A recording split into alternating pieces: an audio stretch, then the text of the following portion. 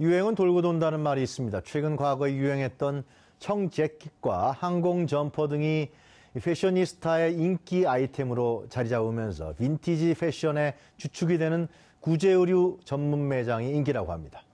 자세한 내용 이슈 10분 체크해서 알아보겠습니다. 김성수 문화평론가 모셨습니다. 안녕하십니까, 평론가님? 안녕하세요. 네. 김성수입니다. 평론가님도 빈티지 구제 매장 한번 가보셨어요? 뭐 여러 번 가봤는데요. 아, 그래요? 예, 직접 구매까지는 잘 안 되는 게 네. 제가 좀 몸이 크다 보니까 그래요? 예, 구제물들 중에서는 제 몸에 맞는 게 그렇게 좋은 게 없더라고요. 그래서 뭐 마땅한 것을 갖다 구입하지는 못했습니다. 뭐 좀 이따 구제 매장에 대해서 제가 구체적으로 여쭤보겠지만 예. 가격 좀 싸겠네요, 구제 매장은? 싼 저렴합니까? 정도가 아니고요. 아예 그냥 예? 그냥 뭐 그냥. 그 헐값이죠. 그러니까 그래요? 사실은 이제 구제 매장을 이용하는 그런 흐름 중에 이제 예전에는 그야말로 돈을 아끼기 위해서 돈을 아끼면서도 좀 다양한 옷들을 갖다가 입어볼 수 있다는 측면에서 구제 매장을 실속파들이 많이 네. 이용을 했다면 요즘에는 패션파 그러니까 복고의 어떤 트렌드가 패션계를 휩쓸고 있기 때문에 그런 패션파들이 자주 네. 가는 곳이 구제 매장이 되고 있는 것이죠. 하여튼 이런 빈티지 바람이 상당히 불고 있는 건 사실 아닙니까? 그렇습니다. 지금 최근 빈티지가 패션업계에 아주 핫 트렌드가 되고 있는데요. 지금 이제 홍대에 나가보면은 네. 그 홍대 그 상점들을 이렇게 돌아보면은 최신 지금 트렌드가 뭔지 조금씩 알 수 있는데 새롭게 구제 매장이 2개나 더 생겼어요. 그래요? 그리고 이 빈티지를 보면은 주로 디자이너들이 이 빈티지 패션들을 가지고 런웨이에 자꾸 이렇게 내보낼 때 특히나 화제가 많이 되는데 지금 보면은 이제 그 청바지를 보면 여러분들이 아마 응답하라 1988에서 그 해리가 바지를 탁 접어가지고 입는 거 많이 보셨을 거예요. 예. 사실 최근까지는 좀 촌스럽다 그래서 바지 접어서 잘 안 입었거든요. 그런데 이 바지 접은 패션 이게 유행하고 있고 그리고 뭐 링 귀걸이 같은 경우도 좀 촌스럽다고 해서 이제는 90년대에 참 유행을 했었어요. 그래서 90년대는 그 귀걸이를 보면은 뭐 버스 손잡이 같다 이렇게 얘기를 하기도 했었는데 이런 링 귀걸이가 예. 다시 유행하고 있고 또 나팔바지들 요즘 참 나팔바지요. 거의 60년, 70년대 유행했던 70년대죠. 70년대에 아주 뜨거운 인기가 있었는데 이것도 다시 인기가 있고 테니스 신발들 참 좋아했던 기억 나시죠? 80년대 말에서 90년대 초까지 하얀 테니스화 이게 이제 또 로망의 그 신발 흐름이었는데 이 테니스 신발 같은 경우가 또 지금 인기를 끌고 있습니다. 이렇게 현대적으로 새로 재해석된 90년대, 80년대의 패션들이 이제 구제의 물결과 더불어서 지금 패션계를 장악하고 있는 것이죠. 그럼 이렇게 근데 그 구제 매장을 찾는 사람들이 예. 나이 드신 어른들이 아니고 예. 젊은이들이라 그러대요. 그렇습니다. 사실 구제 매장 말씀하신 대로 예전에는 네. 나이 드신 분들이 좀 저렴하게 그 옷을 갖다 구입하기 위해서 좀 그야말로 그럴 때는 구제 매장들은 근근히 버텨나가는 그런 모습이었는데 최근에는 구제 매장들이 그 구제의 느낌들을 품었지만 굉장히 세련되어 있는 음악과 세련된 감각으로 무장을 해서 등장하고 있는 거거든요. 그래요? 지금 뭐 홍대는 뿐만이 아니라 그 보통 이제 옷가게가 밀집되어 있는 그런 곳들, 그런 곳들에 이제 구제 매장들이 많이 있는데요. 네. 강남역에도 구제 매장이 꽤 생겼더라고요. 그래요? 예, 그런데 여기 보면은 대부분 이제 한 7, 80%는 젊은 층들이 뭐 되게 연인들도 같이 와서 이제 이 물건들을 사고 있는데 이 젊은 친구들은 과거에는 있었지만 현재는 없는 그래서 조금만 고치면 현대적으로 재해석해서 자기의 개성을 충분히 살릴 수 있는 그런 옷이라고 생각해서 구제를 이용을 하고요. 그리고 신상을 사는 것에 뭐 거의 3분의 1 이하의 가격으로 네. 살 수가 있다는 점. 그래서 뭐 대여섯 벌을 사도 신상 하나 사는 정도의 가격에 미치지 못한다는 그런 점들 때문에 더욱더 알뜰하게 쇼핑을 하고 있는데요. 특히나 요즘에 힙합 붐이 일고 있는데 힙합 가수들 보면 이 구제 그 패션들을 많이 하고 있거든요. 그래서 이 힙합 가수들을 따라서 힙합 정신으로 무장되려고 하는 젊은이들도 이 구제 매장을 자주 찾는 편입니다. 그 전에 보니까 그 인기 드라마죠. 도봉순인가요? 예, 맞습니다. 거기에 그 복고 패션이 나오더라고요. 그렇습니다. 이런 TV나 드라마에도 이렇게 자꾸만 또 노출되는 빈도가 늘어나는 것 같아요. 그렇죠. 실제로 핫 트렌드다 보니까 네. 적극적으로 이제 대중문화 상품들 속에서 서로 이 컨텐츠가 소비되고 있는 것들이 보이고 있는데 뭐 최근에 드라마들에서 많이들 보였고요. 그리고 예능 프로그램에서 특히나 많이 보여요. 네. 그러니까 예능 프로그램 보면 요즘에는 리얼리티 프로그램들이 많아서 일상을 그냥 스케치를 하는 것들이 많죠. 그런데 이 출연하고 있는 연예인들이 구제 매장에 들르는 모습들이 자꾸 나오고 또 구제 매장에서 기가 막힌 그런 어떤 득템들을 해가지고 나와서 아주 완전히 새롭게 그래요? 변모하는 그런 모습들을 보이니까 나도 한번 도전해보고 싶다는 그런 생각들이 되게 되는 것이죠. 네, 그렇군요. 그 이유는 어떻게 볼 수 있습니까? 구제 매장이 이렇게 자꾸만 우리 이제 패션 업계를 다시 오고 그러한 이유는 어떻게 우리가 알 수 있겠어요? 기본적으로는 일단 패션 트렌드가 돌고 돕니다. 그래서 아까 그 맨 처음에 말씀드렸던 것처럼 새로운 어떤 흐름의 레트로라고 하는 게 있고 네. 그 레트로의 중심에 80년대, 90년대가 들어가 있거든요.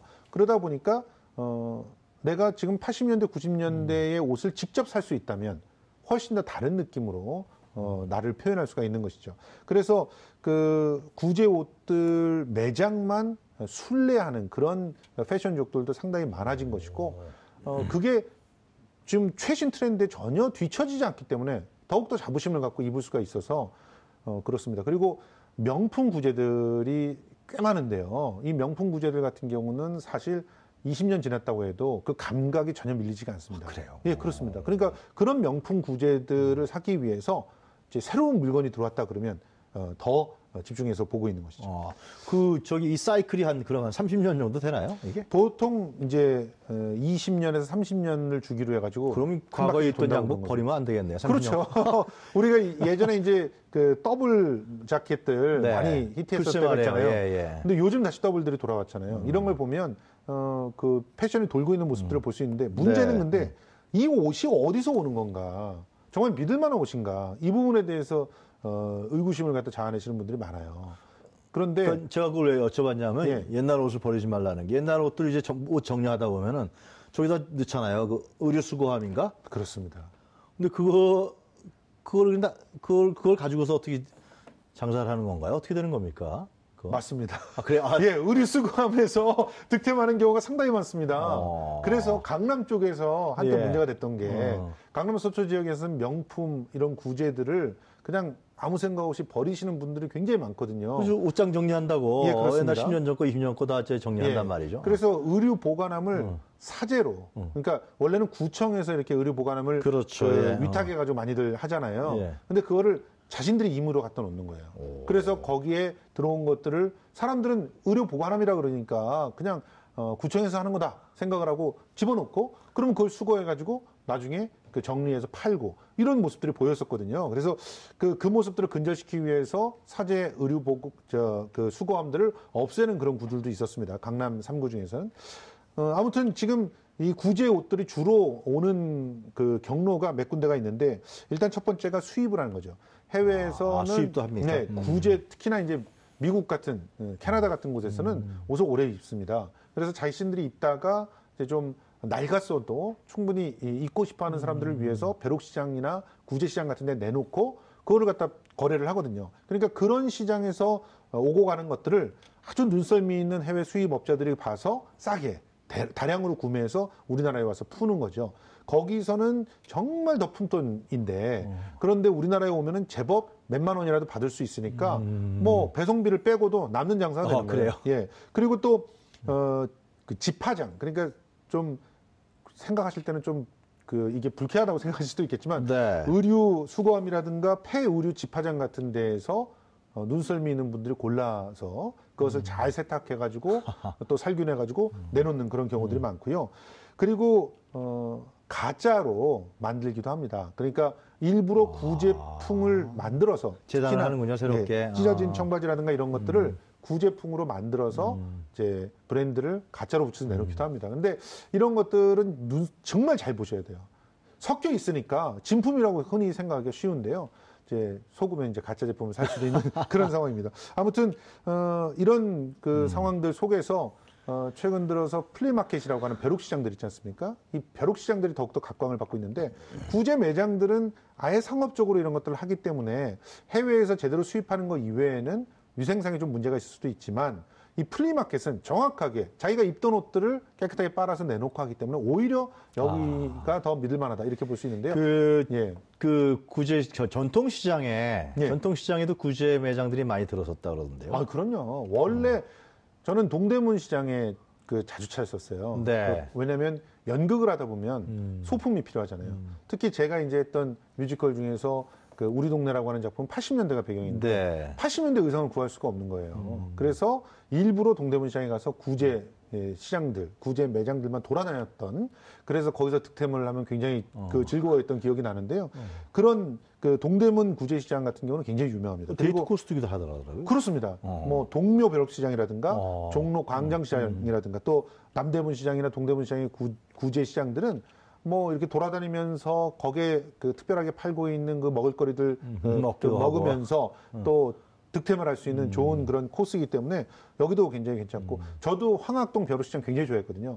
사실은 황학동이 이제 개발이 되면서 예전에 그런 명성들은 사라졌습니다. 그런데 지금도 이제 황학동 뒷골목 쪽으로 해서 가보면 돈 10,000원이면은 네. 대여섯 벌을 살 수 있는. 이야, 그럼 젊은 연인들한테는 기가 막힌 데이트 코스네요. 예, 뭐 물론 연인한테 1,000원짜리를 사주게 되면 나중에 이제 뺨을 맞을 수도 있겠지만 그래도 내 스스로를 갖다 표현한다는 데는 그 정도라면은 괜찮은 사치가 아닌가 이런 생각을 해보는데요.